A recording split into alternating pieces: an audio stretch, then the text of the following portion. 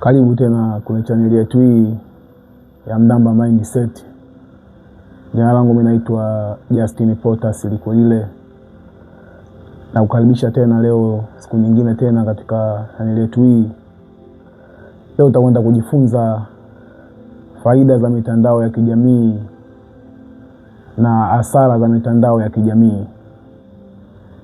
Lakini kabla tujaelekea huko kujifunza faida za mitandao ya kijamii na hasara za mitandao ya kijamii, kwanza lazima tujifunze kwamba nini maana ya mitandao ya kijamii. Yaani mtu anaposema mitandao ya kijamii huwa tunamaanisha nini zaidi? Mitandao ya kijamii ni jukwaa ambalo linakutanisha watu katika kuelimishana, kushirikiana katika biashara na hata katika kuwasiliana pia. Na chimbuko halisi la mitandao ya kijamii ni lipi? Mitandao ya kijamii bwana, chimbuko lake halisi kabisa ilianzishwa mwaka 1997 nchini Marekani na mtu mmoja anaitwa Andrew. Huyu bwana Andrew alikuwa kiongozi mkubwa katika uanzilishi wa mitandao ya kijamii. Na mtandao wa kwanza ulikuwa unaitwa 6 Degree. Huu ndo mtandao wa kwanza kabisa kuanzishwa duniani kwa maana ya nchi ya Marekani. Lakini baadaye kidogo dunia tunaona iliendelea sana. Baada ya kuanzishwa mtandao huu wa 6 Degree, baadaye tunaona dunia iliendelea. Ukaja tena kugundulika mtandao mwingine wa Facebook. Facebook imeanzishwa mwaka 2004. Na ulikuwa mtandao wenye kasi sana ulipokuwa umeanzishwa. Baada ya Facebook tunaona ukafuatiwa na mtandao wa YouTube.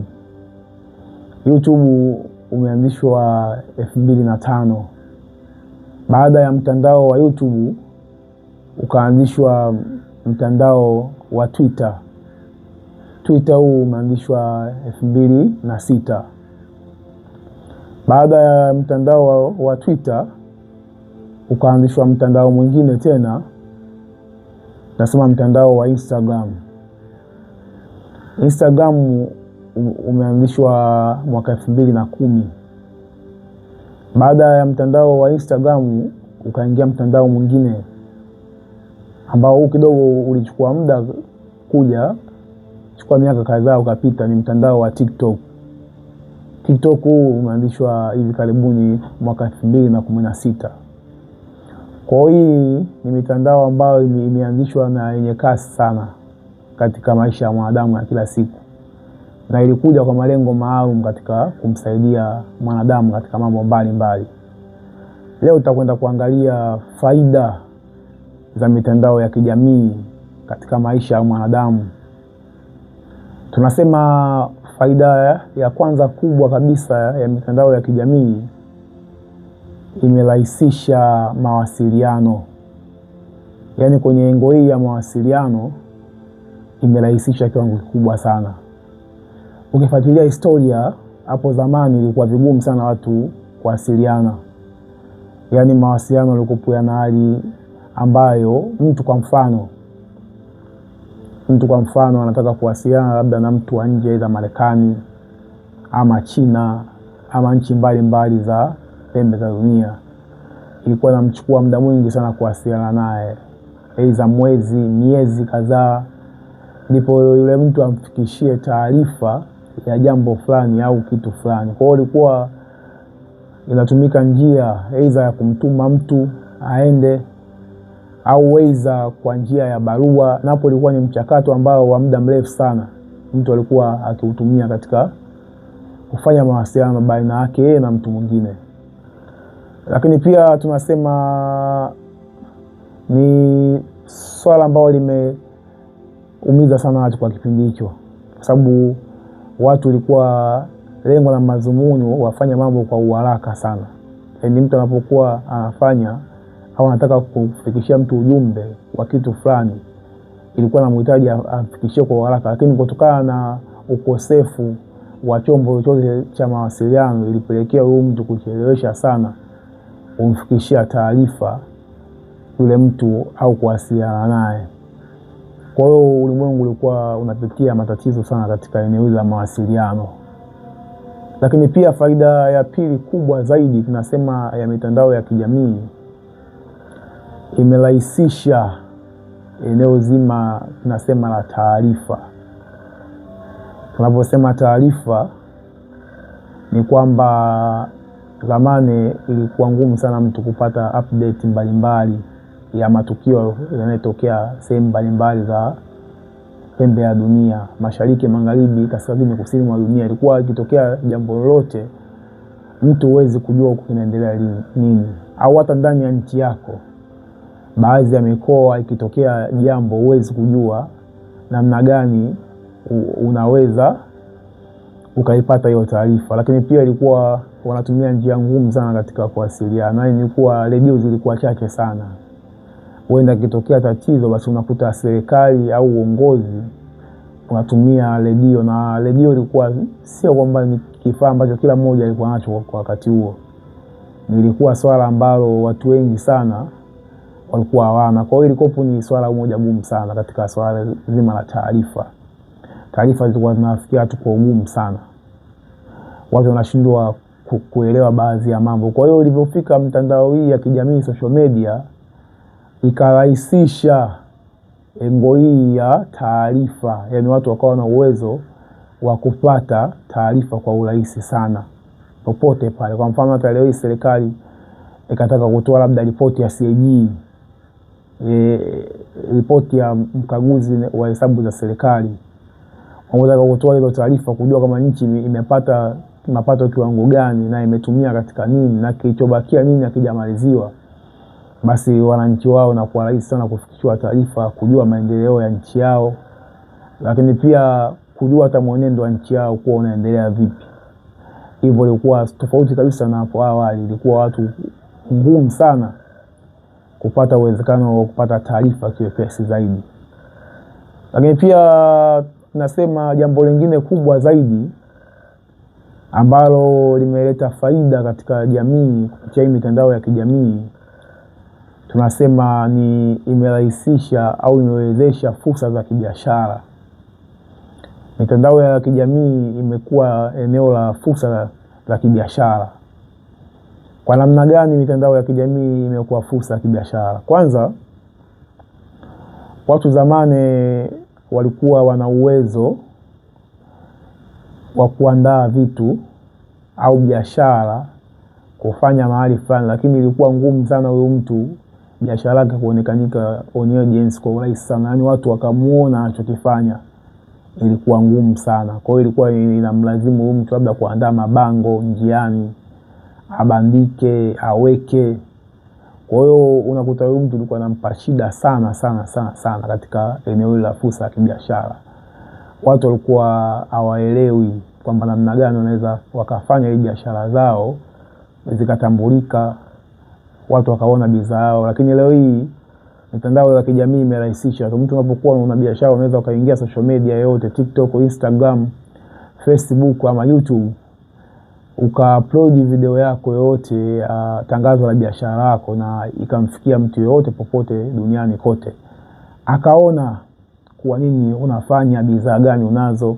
Kwa hiyo imerahisisha sana katika engo hii ya fursa za kibiashara. Lakini pia sio hivyo tu, watu leo hii tunaona kabisa kwamba wanaonyesha vipaji vyao. Zamani ilikuwa watu wana vitu vya kufanya au vya kuwasaidia jamii, lakini unaona kwamba mtu alikuwa hawezi, hajui ataifikiria jamii.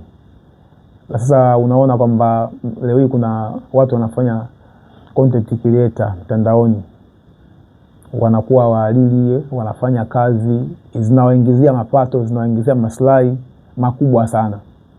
Kwa hiyo majukwaa haya yamekuwa sehemu ya ukombozi wa hatima za maisha yao. Kuna watu hawana shughuli nyingine, ni shughuli yao hiyo tu, wakikaa mtandaoni wanatoa vitu vya msingi kwa watu, ndio biashara yao.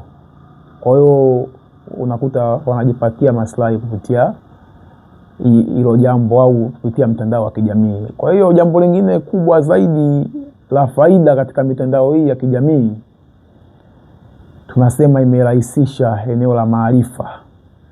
yani imekuwa na mchango mkubwa sana katika eneo la maarifa. Zamani watu ilikuwa ngumu sana kupata maarifa kwa urahisi. Ilikuwa inamlazimu mtu labda aende maktaba, akishafika maktaba aanze kutafuta vitabu vya kusoma, na huenda sijui hata muongozo kitabu kipi asome. Kwa hiyo unakuta na vitabu vyenyewe navyo vilikuwa vichache, yani huenda maktaba ikawa mbali sana na sehemu aliyokuwepo. Kwa hiyo ilikuwa inamfanya huyo mtu ashindwe kupata maarifa kwa sababu kama hizo. Lakini pia watu walikuwa na maarifa wengi sana ya kuwasaidia wengine. Lakini sasa namna gani waweza wakayawasilisha kwa watu, kwa sababu watu hampo karibu. Mtu yupo mashariki, yupo magharibi, yupo kaskazini, mwingine kusini. Kwa hiyo hamwezi kupeana maarifa japo huyu ana kitu cha kukusaidia wewe, kwa sababu kwenye maisha tunasema you never will alone, yani huwezi kuwa imara peke yako. Kwa hiyo watu wanaweza kawa na maarifa ya kukusaidia wewe au ya kukupa wewe, lakini sasa namna gani watakupa? Lazima kuwe kuna communication, kuwe kuna social media, mtu anaweza kaitumia kufikishia wewe ujumbe. Kwa hiyo ilikuwa ngumu sana watu kutoa maarifa, kwa sababu ilikuwa kuwafikia watu ni vigumu sana. Lakini mitandao ya kijamii tunaona ilivyokuja imerahisisha watu wanapata maarifa kwa pesa. Na mtu anaweza kaingia mtandaoni akapakua Biblia, akasoma, akajipatia maarifa zaidi ya kiroho, kumjua Mungu na kujua njia ya kweli. Lakini pia mbali na hivyo, pia mtu anaweza akaingia mtandaoni akafuatilia baadhi ya walimu juu ya maisha au ndoa, kwa maana mahusiano na hata biashara, mtu akajifunza. Leo hii ningetaka kuanzisha biashara hizo, labda ya uuzaji wa nguo au labda ya uuzaji wa accessories, nitafanyaje? Kuona anaanza kupata na gain knowledge, anapata ufahamu, kumbe naanzia hapa, naanzia pale, naanzia. Kwa hiyo unakuta mtandao umemrahisishia mtu kupata maarifa. Lakini pia mbali na hivyo, pia imesaidia hata watu kuwasilisha kile ambacho walikopo hawana.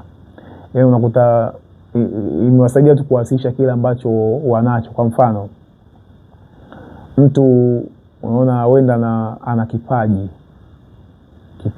anacho kikubwa sana, lakini kile kipaji hawezi kukionyesha kwa jamii kwa urahisi kama vile ambavyo mtandao wa kijamii ulivyorahisisha. Mtu anaweza akashika simu yake akazungumza au akafanya matendo kama hivi unavyoona leo hii watu wanazungumza, wanafanya matendo fulani yanaonyesha vipaji vyao. Mbali na hivyo, pia majukwaa yanatumika na wasanii mbalimbali. Tunaona kuna wasanii wanatumia majukwaa yanawasaidia katika kuwasilisha music zao. Tunawasikiliza muziki mzuri, tunajua kumbe fulani ana kipaji. Lakini pia muziki wake unatufikia katika kujenga jamii labda na kufanya jamii iwe na faraja na amani pia. Kwa hiyo mitandao hii ya kijamii imesaidia sana katika engo hizi ambazo nimezitaja.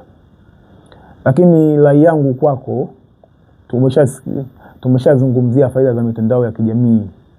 Kwa hiyo nashauri kwamba unaposhika simu au unapokuwa na kifaa chochote kile ambacho kinakuungamanisha na social media, basi jitahidi sana unapokuwa huko, tumia mitandao hii kama fursa za kibiashara, tumia mitandao hii kama kupata maarifa, tumia mitandao hii kama kupata taarifa na kuwasiliana. Au ni mambo ambayo yanaweza yakakujenga kuwa mtu bora sana katika jamii yetu ya hivi leo. Kwa hiyo hizo ndo faida za mitandao ya kijamii ambazo unaweza ukazipata. Jina langu naitwa Justin Potas Likolile. Kama umeelewa somo hili, basi waweza kucomment, kulike na kusubscribe. Asante.